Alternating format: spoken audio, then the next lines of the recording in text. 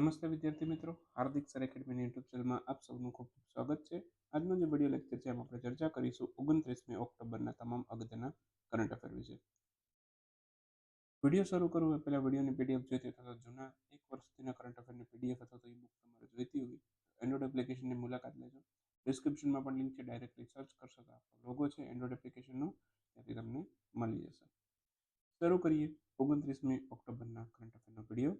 જૂના બાકી રહી ગયેલા વિડીયોમાંથી બરાબર આ આપણો ચોથો લેક્ચર છે. બરાબર 26 તારીખથી લેક્ચર શરૂ કર્યા છે અને આપણો 4th લેક્ચર છે. શરૂ કરીએ. ક્વેશ્ચન 2026ના કોમનવેલ્થ ગેમ્સનું આયોજન છે કયા દેશમાં કરવામાં આવશે અથવા તો કયા દેશમાં કરવા અંગેની જાહેરાત કરવામાં આવી છે. તો કોમનવેલ્થ ગેમ છે ને 2026ના, બરાબર તમે આ જૂનું ડેટા યાદ રાખ્યો હશે, બરાબર તો એમાં તમે ઓસ્ટ્રેલિયાને યાદ રાખ્યો હશે, પણ હવે તમે અહીંયા કરેક્શન કરી લેજો. બરાબર 2026ના જે કોમનવેલ્થ ગેમ છે ઓસ્ટ્રેલિયામાં થવાના હતા એ હવે ઓસ્ટ્રેલિયામાં નથી થવાના. હવે ક્યાં થશે? સ્કોટલેન્ડના ગ્લાસગોમાં. તો ઓપ્શન એ આપણો આન્સર થશે. સ્કોટલેન્ડના ગ્લાસગોમાં 2026ના ઓલિમ્પિક ગેમ્સનું કોમનવેલ્થ ગેમ્સનું આયોજન થશે. ક્લિયર? આ ધ્યાનમાં રાખવા જેવો મુદ્દો છે, અહીંયા ભૂલ થઈ શકે એવો પોઈન્ટ છે. હાલમાં જ 2026ના કોમનવેલ્થ ગેમ્સનું આયોજન છે સ્કોટલેન્ડના ગ્લાસગો શહેરમાં કરવા અંગે જાહેરાત કરવામાં આવી છે. અગાઉ આ આયોજન ઓસ્ટ્રેલિયાના વિક્ટોરિયા શહેરમાં થવાનું હતું. આની પહેલાના હતા દર 4 વર્ષે આનું આયોજન થાય. આની પહેલાના હતા 2022માં થયા હતા અને એ ક્યાં થયા હતા? ઇંગ્લેન્ડના બર્મિંગહામમાં થયેલા હતા. બસ એટલું યાદ રાખશો ચાલશે. બાકી કોમનવેલ્થ દેશ કોને કહેવાય? જેમના પર બ્રિટિશ લોકોએ રાજ કર્યું હતું, તો શાસન કર્યું છે એવા દેશો છે એને કહેવાય કોમનવેલ્થ દેશો.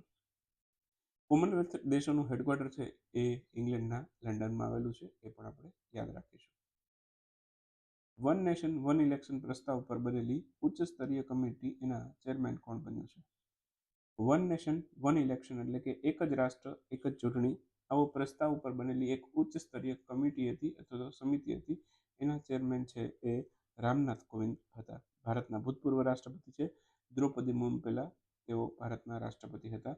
બરાબર, તો હાલમાં જ વન નેશન વન ઇલેક્શન પર પ્રસ્તાવ પર બનેલી ઉચ્ચ સ્તરીય સમિતિના ચેરમેન બન્યા છે રામનાથ કોવિંદ. બરાબર, વન નેશન વન ઇલેક્શન પ્રસ્તાવનો મુખ્ય ઉદ્દેશ શું છે? તો કે દેશમાં વિધાનસભા અને લોકસભાની ચૂંટણી છે એ બંને એક સાથે આવી જાય અથવા તો બંને ચૂંટણી વચ્ચેનું અંતર ઘટી જાય. આયોજન છે એક સાથે થાય. 100 દિવસની અંદર એક શહેરમાં પંચાયત અને શહેરી ચૂંટણીનું આયોજન પણ કરાવવું. બરાબર, લોકસભા વિધાનસભાની સાથે કરવી અને 100 દિવસની અંદર શહેર અને પંચાયતની ચૂંટણીનું આયોજન કરવું. ક્લિયર? તો આ એનો ઉદ્દેશ છે. પ્રસ્તાવ હેઠળ છે ભારતના બંધારણની અંદર 2 નવા અનુચ્છેદ ઉમેરવામાં આવશે. જો બધું સક્સેસફુલ અમલ થશે તો 2 નવા અનુચ્છેદ બંધારણની અંદર જોવા મળશે. અનુચ્છેદનું નામ છે 82A અને 324A. 82A છે એ આ અનુચ્છેદની ચૂંટણીની પૂરી પ્રક્રિયા સ્થાપિત કરશે અને 324A છે એ આ અનુચ્છેદ છે સંસદને સુનિશ્ચિત કરવા માટે કાયદો બનાવવા માટેનો અધિકાર આપશે, જેથી નગરપાલિકા તેમજ પંચાયત, લોકસભા, વિધાનસભાની ચૂંટણીઓ છે એક સાથે કરી શકાય. ક્લિયર? આ માટે કાયદો બનાવશે એક. બરાબર, તો 324A અને 82A 2 નવા અનુચ્છેદ આવશે જો બધું સફળતાપૂર્વક અનુકરણ થશે તો. હાલમાં ચર્ચામાં રહેલ પીએમ આશા યોજના ભારતના કયા મંત્રાલય દ્વારા શરૂ કરવામાં આવેલી છે? પીએમ આશા યોજના છે એ ભારતના કૃષિ અને ખેડૂત કલ્યાણ મંત્રાલય હેઠળ શરૂ કરવામાં આવેલી યોજના છે. આ યોજના છે 2018માં શરૂ કરવામાં આવી હતી.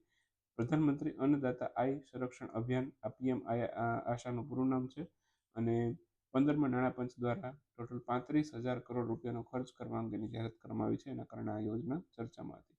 યોજનાને કુલ 4 યોજનાનો મર્જ કરીને બનાવવામાં આવી છે. હવે 4 યોજના છે એ હું તમને ઈ બુકની અંદર આપી દઈશ કે કઈ 4 યોજના છે એને મર્જ કરીને બનાવેલી છે, ત્યાં વાંચી લેજો. ક્લિયર?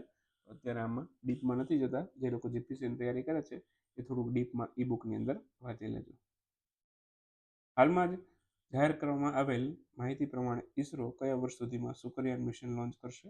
ઈસરો છે 2028 સુધીમાં શુક્રયાન મિશન લોન્ચ કરવાનું છે, તો ઓપ્શન બી આપણો જવાબ થશે.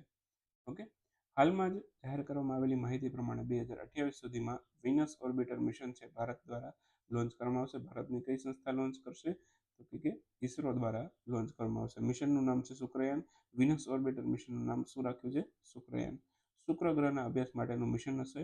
ટોટલ 1236 કરોડ રૂપિયાનો ખર્ચ કરવામાં આવશે. બાકી નાસા પણ શુક્ર ગ્રહના અભ્યાસ માટે 2 મિશન કરી રહ્યું છે, ડા વિન્સી પ્લસ અને વેરિટાસ. ક્લિયર? તો આ નાસાના મિશન છે શુક્ર ગ્રહના અભ્યાસ માટેના. હાલમાં જ જાહેર થયેલ રાષ્ટ્રીય પેન્શન પ્રણાલી વાત્સલ્ય યોજના અથવા તો એનપીએસ વાત્સલ્ય એમાં ઓછામાં ઓછું કેટલું યોગદાન કરી શકાય છે. આપણું બાળક હોય ને તો એના માટેનું પણ પેન્શન ખાતું ખોલાવી શકીએ છીએ. હવે એવી સિસ્ટમ ઊભી કરી છે સરકારે.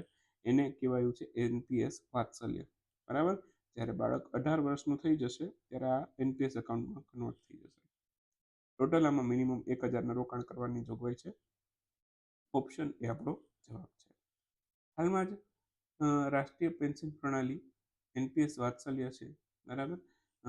આ યોજના છે એના હેઠળ ઓછામાં ઓછું 1000 ન્યૂનતમ રોકાણ કરીને ખાતું ખોલાવી શકાય છે. ગ્રાહકે પ્રતિ વર્ષ આમાં ઓછામાં ઓછા 1000 રૂપિયાનું રોકાણ કરવું ફરજિયાત છે. એટલે કે મિનિમમ 1000 રૂપિયા તો એક વર્ષમાં રોકવા જ પડશે.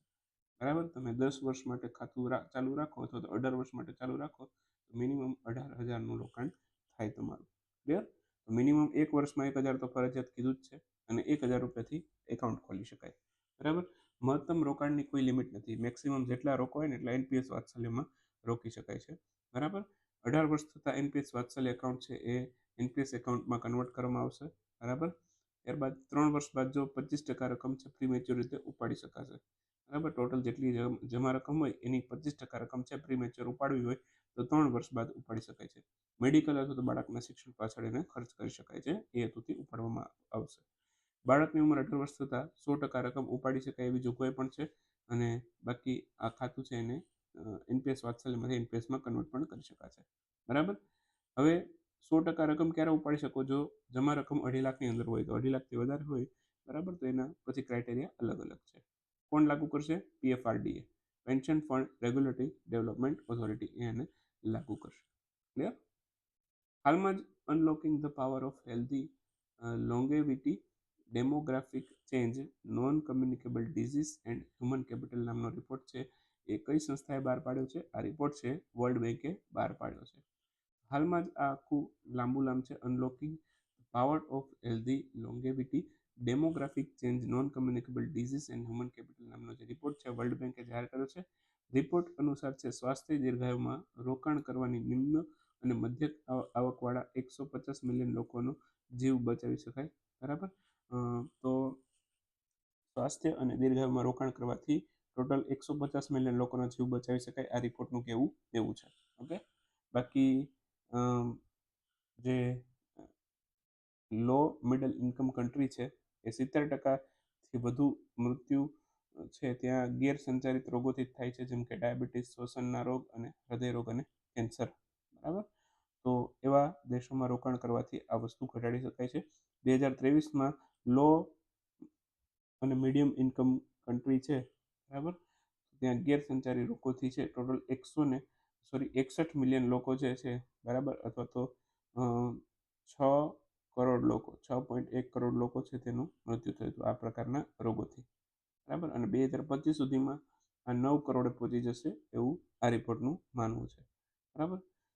બાકી 2050 સુધીમાં છે વિશ્વની 1/3 વસ્તી છે એ 60 વર્ષ સુધીની ઉંમર ધરાવતી હશે. વધુમાં વધુ 60 વર્ષ. હાલમાં જ વિશ્વ સોરાયસિસ દિવસની ઉજવણી ક્યારે કરવામાં આવી હતી? 29 ઓક્ટોબરે હોય છે વિશ્વ સોરાયસિસ દિવસ. ઓપ્શન એ આપણો જવાબ છે. હાલમાં જ વિશ્વ સોરાયસિસ દિવસની ઉજવણી 29 ઓક્ટોબરના રોજ કરવામાં આવી છે. International federation of psoriasis association દ્વારા દિવસ ઉજવાય છે. 2024ની આની થીમ છે સોરાયટિક disease and the family. Psoriasis છે કયા અંગને લગતો રોગ છે એવું પૂછે તો ચામડીને લગતો રોગ છે. વર્લ્ડ સ્ટ્રોક ડે અથવા વિશ્વ સ્ટ્રોક દિવસની ઉજવણી ક્યારે થઈ? આ પણ 29 ઓક્ટોબરે ઉજવાય છે. હાલમાં જ વિશ્વ સ્ટ્રોક દિવસની ઉજવણી 29 ઓક્ટોબરના રોજ કરવામાં આવી છે. સ્ટ્રોક મગજને લગતો રોગ છે. મગજમાં લોહી પતતું જ્યારે બંધ થઈ જાય ત્યારે વ્યક્તિ પેરાલાઇઝ થઈ જાય અને એનું મૃત્યુ પણ થઈ શકે છે. 2024ની થીમ છે greater than stroke active challenge. Greater than stroke active challenge આની થીમ છે. થોડાક એક વાક્યના ક્વેશ્ચન જોઈ લઈએ. સમુદ્રી રાજ્ય વિકાસ પરિષદ એની 20મી બેઠકનું આયોજન કયા રાજ્યમાં થયું? આ ગોવામાં થયું હતું. સમુદ્રી રાજ્ય વિકાસ પરિષદની 20મી બેઠક 1997માં 77માં સ્થાપના થઈ હતી. પોર્ટ શિપિંગ વોટર મંત્રાલય હેઠળ છે આનું આયોજન કરવામાં આવેલું હતું. બ્રિક્સ સાહિત્ય ફોરમનું આયોજન કયા સ્થળે કરવામાં આવ્યું? રશિયાના કઝન શહેરમાં બ્રિક્સ સાહિત્ય ફોરમનું આયોજન થયેલું. નેશનલ એન્ટી ડોપિંગ એજન્સી દ્વારા કયા શહેરમાં ઇન્ક્લુઝન કોન્ક્લેવનું આયોજન કરવામાં આવેલું? નવી દિલ્હી ખાતે થયું હતું. બાકી આવી જ રીતે વર્લ્ડ એન્ટી ડોપિંગ એજન્સી છે બરાબર. એનું હેડક્વાર્ટર છે કેનેડાના મોન્ટ્રીયલ શહેરમાં આવેલું છે.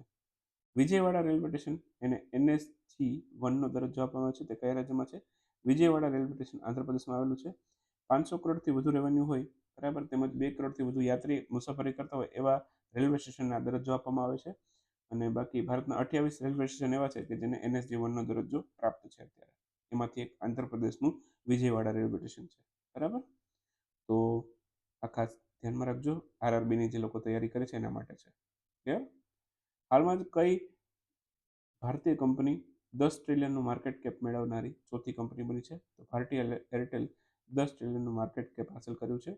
બરાબર. ચોથી કંપની બની છે. રિલાયન્સ છે, TCS છે અને HDFC પછી એ ચોથી કંપની બની છે. હાલમાં જ ભારતના કયા મંત્રાલય દ્વારા ધોરણ 6માં NCERT અભ્યાસક્રમમાં રાષ્ટ્રીય યુદ્ધ સ્મારક શીર્ષકવાળી એક કવિતા અને વીર અબ્દુલ હમીદ પર એક ચેપ્ટરનો સમાવેશ કર્યો છે? તો બે વસ્તુ ઉમેરી છે. રક્ષા મંત્રાલય અને શિક્ષા મંત્રાલય બંને મળીને કર્યું છે. હાલમાં જ ભારતની સૌપ્રથમ સ્વસંચાલિત ઇન્ડોર એર ક્વોલિટી મોનિટરિંગ સુવિધા પવનચિત્રનું કયા એરપોર્ટ પર અનાવરણ કરવામાં આવેલું છે? તિરુવનંતપુરમ ઇન્ટરનેશનલ એરપોર્ટમાં કર્યું છે. કેરળમાં આવેલું છે.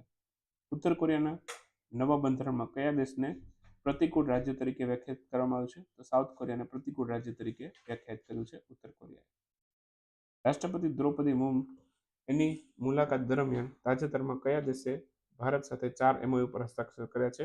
તો મોરિટેનિયા નામનો દેશ છે એને ભારત સાથે કરાર કર્યા છે. ભારત સાથેના સંબંધોને મજબૂત કરવા માટે હૈદરાબાદમાં કયા દેશનું મિત્રતા સંગઠન શરૂ કરવામાં આવ્યું છે? તો તુર્કીનું મિત્રતા સંગઠન હૈદરાબાદમાં શરૂ કર્યું છે ભારત સાથેના સંબંધોને મજબૂત કરવા માટે. ઓનલાઈન કૌભાંડો અને સાયબર છેતરપિંડીને સામે લડવા માટે કૌભાંડ સે બચો અભિયાન એ કઈ કંપની સાથે મળીને શરૂ કર્યું છે? તો મેટા સાથે મળીને આપણે આ શરૂ કર્યું છે કૌભાંડ સે બચો. બરાબર. આ સાથે 29મી ઓક્ટોબરના વિડીયોને વિરામ આપીશું. મળીશું 30મી ઓક્ટોબરના વિડીયોમાં. ઓક્ટોબરમાં 2 વિડીયો બાકી છે, 30 અને 31. ત્યાર પછી ઓક્ટોબર છે એ આપણો ઓલરેડી સમાપ્ત થઈ જશે. બાકી ઈ બુક્સ, વર્તમાન પત્રિકા બધું ઓલરેડી અપલોડેડ છે. ખાલી વિડીયો બાકી હતા. તો હવે ખાલી 2 જ દિવસના વિડીયો બાકી છે ઓક્ટોબરમાં. એ શોર્ટ ટાઈમમાં આવી જશે.